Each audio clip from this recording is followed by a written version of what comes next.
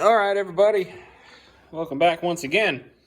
And today, what we're doing while I'm waiting on the remaining pistons to soak is we are grinding valves, lapping valves, grinding valves. Same meaning, different lineage or wordage. Verbiage, that's the term. Anyway, we're lapping valves. I've got these 5 done here. As you can see, the seat's real nice and shiny, unlike these. Well, it's a different kind of shiny. This is shiny and reflective, but this is a duller but not messed with color. If that makes any sense. That's fresh, quote, fresh metal. And then the valve seats will come out looking like that. And you can obviously tell where the valve meets the head here. It's right there, which is all you really need. And these exhaust valves here do not look pretty. However, I did not have any valve problems when the motor was all originally assembled. And nothing looks terribly bad. So I'm guessing, because some of those exhaust valves look worse than others, I'm wondering if those were the ones that were left open during sitting, or they're just exhaust valves. Like, see, this one's not awful. I'm sure if I grounded those... Did I just say grounded? I meant ground. Awful. I'm sure if I grounded those a little bit more, they'd come out fine.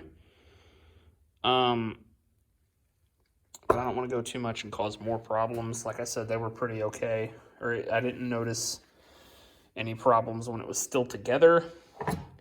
And I'm not trying to squeeze every half of a horsepower out of this motor. So if it leaks a little bit of compression, it's not really going to matter a whole lot right now.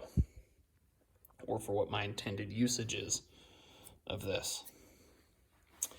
So it's not going to matter. If it's backfiring and not running right, then I will investigate further and possibly put new valves in it. But for right now, for budget purposes, and frankly, I didn't buy new valves and I want to get this together, we're not putting new valves in because those look acceptable. They are not race engine acceptable, but they are this engine acceptable. So that's what we're doing. I'll put you all up on the tripod. And I'll let you all watch me doing these last 2 here. That way you know what we're doing and whatever. I already cleaned these. As you can tell, they're clean, the cylinder head. Yeah. It's clean in the parts that matter.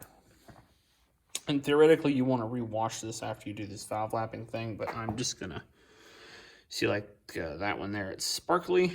That means there's still valve grinding compound in there. So I'm going to go through and wipe all those out real good before we go and final install the valves, which I got lined up on the workbench right there, as you can see. Those assemblies, I've done the valves and the heads and everything in like 5 different steps. I took the heads off. Then I went and disassembled the heads and bagged everything. Everything's got its own bag. As you can kind of see, that one says number 7 exhaust. Every valve has its own bag with the, I'm going to get my terms wrong here, the locks, the keepers, the ring thing above the spring, and the valve. Every bag has its own, every valve and everything associated with that valve has its own bag. So I went through, bagged everything. Took each one out individually, soaked it, cleaned it in the parts washing solution, put the new valve in with it and removed the old valve from it, and then put it all back in the bag. And then now we're going through and lapping each one. And then when I finish this head, I'm going to assemble this head. I'm going to put the old valve cover back on it, just because it's really easy to mask stuff with that. Set it on the workbench, wire wheel it like I did with the block, and then spray bomb it like I did with the block so it matches. And then that'll be good for painting on these. I'll mask off like the intake ports and the exhaust ports and stuff, but for the most part, we're just going to spray bomb it, and I'll try to find my old spark plugs and put them in to mask the holes. But yeah, that's what we're doing. So, oh, that felt good. Okay. I'm sure you heard that pop. All right, so this one's done, so I'm going to take this out and put it where it goes. If it'll come out. Okay, there. So yeah, obviously wipe the grinding compound off or the lapping compound off, which is basically just abrasive liquid sandpaper, essentially. I'm pretty sure they sell different grits of it and everything, but for what we're doing, the standard stuff is acceptable for what I need it to do. And just like that, that one's all beautiful and ready. Go through here, wipe the head, or wipe the valve seat and the head. Check your surface, make sure it looks good. We're ready for the next one. It's going to be number 8 intake. This is the passenger side cylinder heads with all the evens on a small block. On a Ford, this is 1, 2, 3, 4. And that is confusing when you work on cars, having to remember that, especially when you don't work on Fords a lot, predominantly work on Chevys. That's something to try and remember. So as you can see here, this is what we are starting out with for the valve seat. It's not bad. You can still see some metal through it, but it's very much obviously not perfect. So that's what we're starting out with for that. So process is as follows. Wipe the stem here off with your lint-free sweatshirt.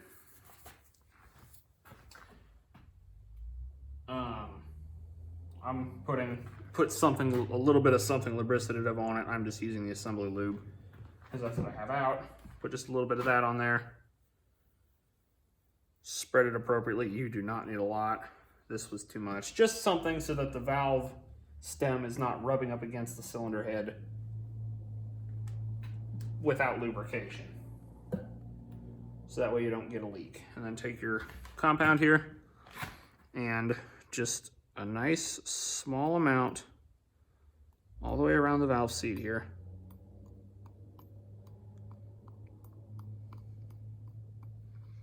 You don't need a lot, you just need a little bit.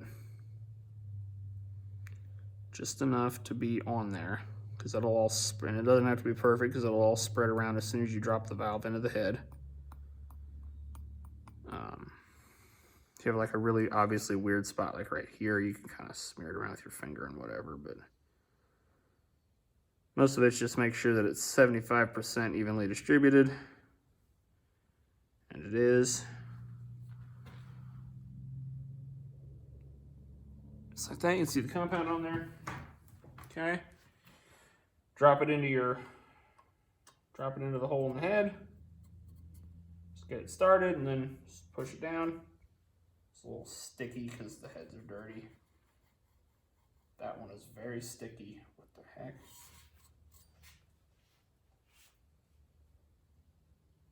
Oh, I know what my not smart butt did. I hosed these off and I forgot to WD-40 them, so there's a little bit of rust in these boards apparently. Yeah. All right, well, part 3, section B of this is when you hose metal parts off, spray them with WD-40. I normally do, guess I forgot. Anyway, so right here's your valve lapping tool. O'Reilly's sells them in 2 pieces, which are a total of 4 different sizes. You know, lawnmower, slightly bigger lawnmower, and then vehicles. If you have small valves, this will be your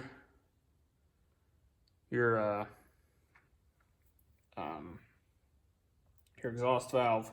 You'll need this one. Small block 350 with standard size valves. This one is just right to use for the intake and the exhaust. So what I'll do is I'll put just a dab of oil also on the valve, especially since these aren't new valves. They're not a 100% smooth surface, so the suction, and this is a suction cup for traction basically. it has a hard time gripping on a not 100% smooth valve. So you put a little bit of oil in there, and this is where the assembly lube helps, because assembly lube is incredibly thick. It is thicker than like gear oil for a consistency measurement. That's where the assembly lube comes in handy, because it kind of creates a smooth surface essentially for that suction cup to suck onto. So I'm going to move you guys around so you can see better here. See what I'm doing a little bit better. So you get your compound on there, valves dropped in, suction cup suctioned, and you're simply going to do this. Do it approximately 10 times, pick it up, turn it, I don't know, 45 degrees, 90 degrees. Do it again. And that just helps to ensure that all the way around everything is pretty as even as you can get with each other. In case you have a high spot on the head or a high spot on the valve, they should hopefully kind of equal themselves out if you're doing this. By kind of rotating it. Just in case there's a problem that this spinning it's not fixing. And you can kind of hear when your compound's getting worn out, it'll get a lot quieter and a lot finer sounding of a scratching noise. And that's pretty much when you're done. You pull it out, and you can see the compound is much finer and much more of a consistent color than when we started. So that's another indication that we are done, basically. And if they're really bad, you can do this pretty much as many times as you want, but you want to make sure that you're not grinding a groove into your valve or flattening the head out too much, or grinding the valve seat on the head down too much. Basically, you want to be careful and sparing with it to make sure you're not causing problems. And also doing this will clean up the rust in your valve stem bores, if you forgot to WD-40 it, like somebody did. But anyway, that's pretty much that. That was the intake valve for number 8 cylinder. And just go around, make sure everything looks good. Yep. Can unsuction cup it.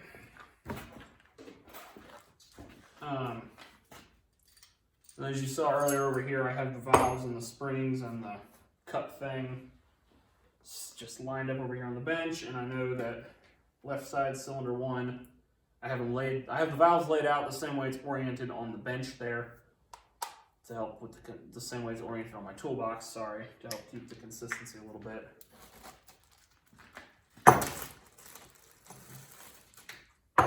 And like I said, when we're done lapping these, we'll just go ahead and assemble this cylinder head. That way, all of the parts are contained and out of the way. And as you can see, these exhaust valves are not super pretty. They're pretty unhappy. In fact, these were probably sealing solely on carbon alone. But there's no chunks missing out of them. I don't have any burned valves anywhere that I have found yet. And I did look through all of these. Obviously, I looked through them. I have not fine-tooth comb inspected them yet. Mostly because I was just trying to handle one thing at a time of everything that was happening at once, where the cam bearings died and the cam was more dead than we thought it was, and then I turned into, I need a timing set because it's still got the original nylon gear on it. That's another $50. You know, it got more expensive than I was expecting, which I expected, if that makes any sense.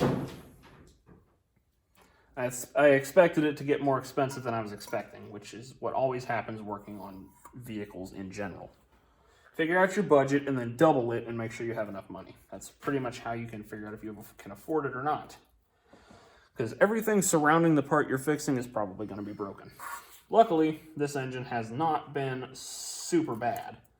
The only surprise was the cam bearings. Pretty much everything else I knew of and expected it to be that way. And or I'm replacing it so it doesn't matter.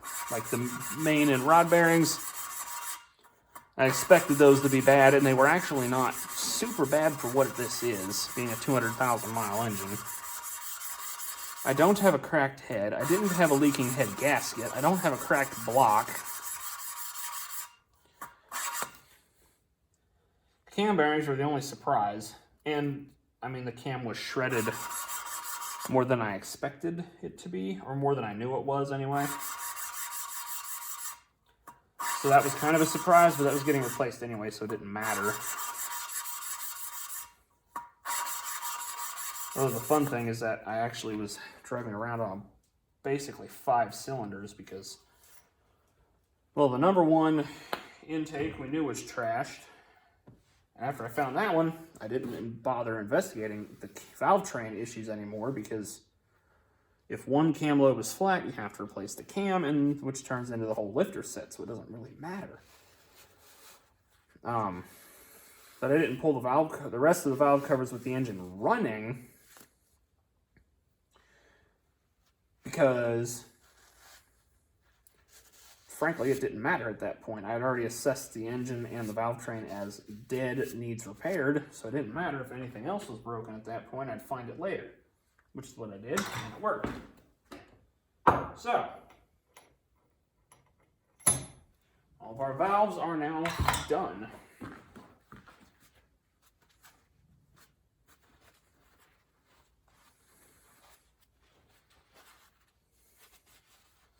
You'd think that at the point when I'm buying the expensive paper towels, I would just get another one instead of trying to find a 1 inch by 1 inch clean spot on this one. But no, I will fold this thing 27 times to Sunday to find a 1 inch by 1 inch clean spot because I'm too lazy to reach over there and grab the paper towels that fell on the floor earlier. I'll get them later. All right, that's good. Now, put your lid back on your compound so that you don't set something down on top of it and squirt it all over the floor, because I've done that before. This is the second tube of this.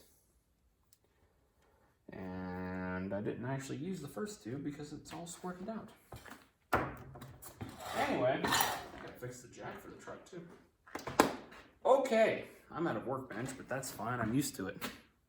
I'll turn you guys around and we'll get to assembling the heads now. Okay, so I've got you all zoomed in here on putting the, you'll see now right here I've kind of messed myself up backwards because I just tried to put the number 2 valve in the number 8.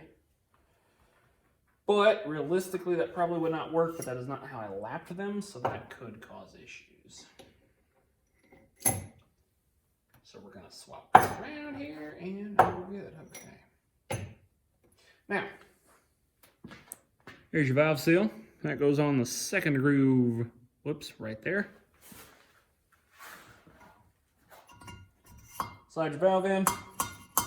That might be why it was so hard to get in the first time, because oh, that's worn out. Perfect. Just ignore that. That'll just burn a little bit of oil. All right. Another advantage is that that seal helps to keep the valve from just dropping out onto the floor, which is helpful because it's inconvenient when it falls on the floor and breaks or chips. Another option is just to, ouch, smash your finger and then push it up onto the workbench. Anyway, so now you put your valve spring in here.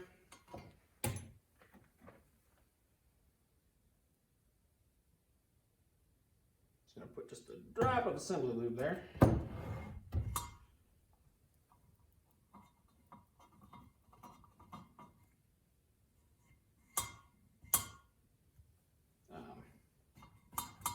Anyway, now you can, like I said, put your valve spring in place here, and then take your compressor tool, which this one is not by far the best one that you can get, but it is the best one that they had in stock at O'Reilly's, so that's the one we have. Because the other one they had in stock at O'Reilly's, nah, that didn't really work at all. This one is technically meant to be used with the heads still attached to the engine and the engine in the vehicle.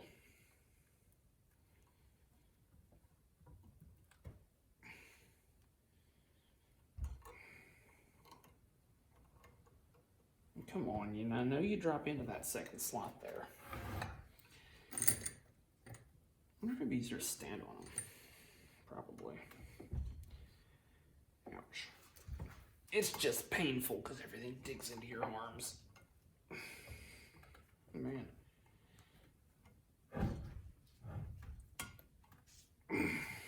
Man. Gosh darn. This is downright painful. Oh, I could do it on that rubber mat there. Yeah, might have to do that. Well, I got the engine block right here. I think do it on the motor. I don't know because I got to reach up from behind it. And I don't have pistons in it to charge the cylinder with air in order to do that. Yep, we're going to have to resort to standing on it on the ground on my rubber mat over here. But anyway, instead of boring you with the details of me attempting to do that, for this style tool, you pry that up, drop your valve lock into the oblivion, pry that up, compresses the valve spring, you drop your locks in, you let it go. That's all there is to it. And then repeat 15 more times. So I'm going to shut this down so you don't have to watch me wrestle with this on the concrete floor. And we'll resume when I have it done.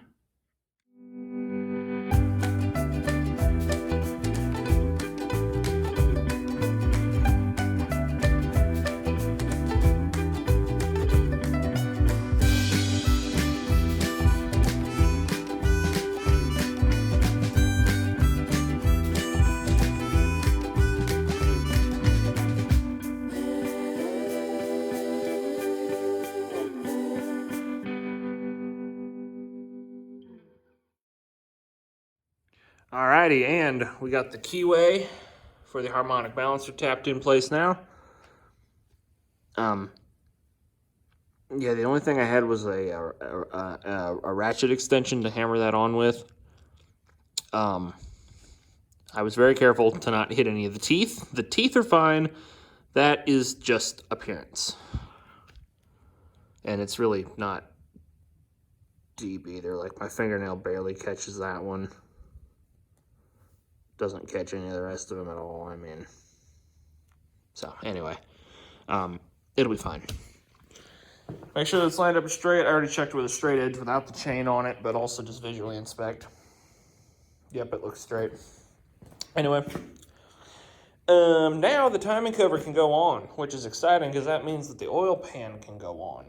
We are getting places now. It's starting to look like an engine again. So it's going good. It's great. I'll recap when I get the timing cover on.